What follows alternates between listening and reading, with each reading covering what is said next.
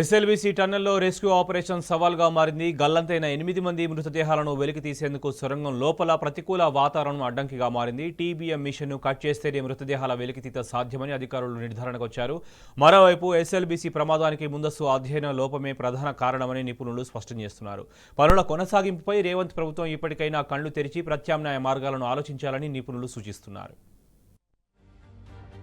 SLBC tunnel సహాయ చర్యల్లోనూ ప్రమాద గంటికలు మోగుతున్నాయి. 15 అడుగుల మేర పేరుకుపోయిన బురదను తీయడం రెస్క్యూ బృందాలకు సవాల్గా మారింది.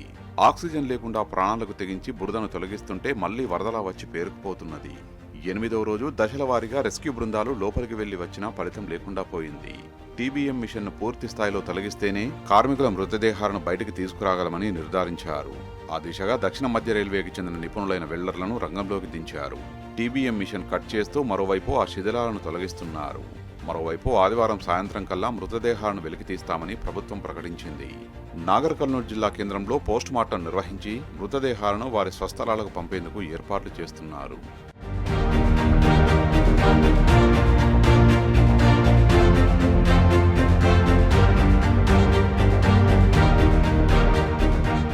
నేషనల్ జియోగ్రాఫికల్ రీసెర్చ్ ఏజెన్సీ చేపట్టిన జీపీఆర్ రాడార్ స్కానింగ్లో కార్మికులు చిక్కుకున్న ప్రదేశాలను గుర్తించారు.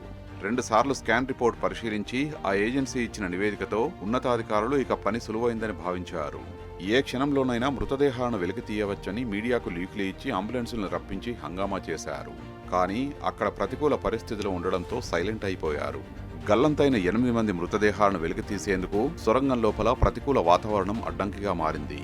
టీబీఎం మిషన్ పైభాగంలో 4, కింది భాగంలో మరో 4 చిక్కుకొని మరణించారని భావిస్తున్నారు. సుమారు 3 నుంచి 4 కిలోమీటర్ల మేర 5 మృతదేహాలు, మిషన్ కింది భాగంలో మిగతా మృతదేహాలు ఉంటాయనే అంచనాకు వచ్చి ఆ మేరకు రెస్క్యూ ఆపరేషన్ను చేపడుతున్నారు.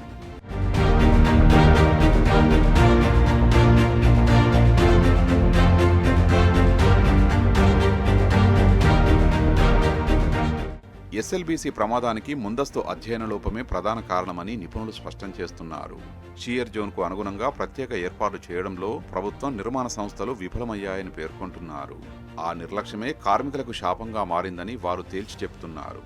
పనుల కొనసాగింపుపై ప్రభుత్వం ఇప్పటికైనా కళ్లు తెరిచి ప్రత్యామ్నాయ మార్గాలను ఆలోచించాలని నిపుణులు సూచిస్తున్నారు. భూమి పొరలు వదులుగా ఉండే షియర్ జోన్లోనూ డ్రిల్లింగ్ అనంతరం బిగించేందుకు 0.3 లేదా 0.4 మీటర్ల మందం ఉన్న ఆర్సీసీ ప్రీకాస్ట్ ప్యానెళ్లను వాడినట్లు తెలుస్తున్నదని నిపుణులు చెప్పారు. షియర్ జోన్లో పైనుంచి వచ్చే ఒత్తిడిని తట్టుకునేందుకు ఈ మందం సరిపోదని కనీసం 0.85 మీటర్ల నుంచి 1.2 మీటర్ల మందం ఉండే ప్యానెళ్లను వాడాల్సి ఉంటుందని తేల్చి చెప్పారు. షియర్ జోన్లో ఆర్సీసీ ప్యానెల్తో పాటు అర్ధచంద్రాకారంలో కనీసం 125-250 మందంతో ఉండే ఇనుప స్తంభాలను వాడితే మరింత బలంగా ఉండేవని చెప్పారు. స్టీల్ లైనర్లనైనా వాడాల్సి ఉండేదని తెలిపారు.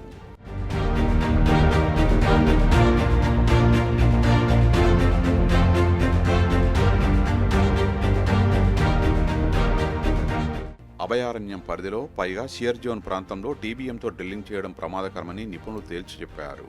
డ్రిల్లింగ్, కెమికల్ బ్లాస్టింగ్ విధానమే మేలైందని సూచిస్తున్నారు. ప్రతి 3-4 మీటర్లకు ఒకసారి హారిజంటల్ డ్రిల్లింగ్ చేసి భూపొరల పటిష్టతను పరీక్షించాలని సూచించారు. సాధారణంగా టన్నెల్ నిర్మాణ సమయంలో ట్విన్ టన్నెల్ విధానం ఉత్తమమైందని నిపుణులు చెబుతున్నారు. ఒకవేళ 2 సొరంగాలు తవ్వడం వీలు కానప్పుడు నిర్ణీత దూరంలో సురక్షిత ఛాంబర్లను ఏర్పాటు చేయాలని సూచిస్తున్నారు. ఇలాంటి టన్నెల్ పనులకు ముందు డ్రిల్లింగ్ చేసి భూపొరల పటిష్టతను అధ్యయనం చేస్తారని, అభయారణ్యం కావడంతో జీఎస్ఐ జియోలాజికల్ ఇన్వెస్టిగేషన్ జరగలేదని చెప్పారు. ఇప్పటికైనా సర్వే చేస్తే బాగుంటుందని చెబుతున్నారు.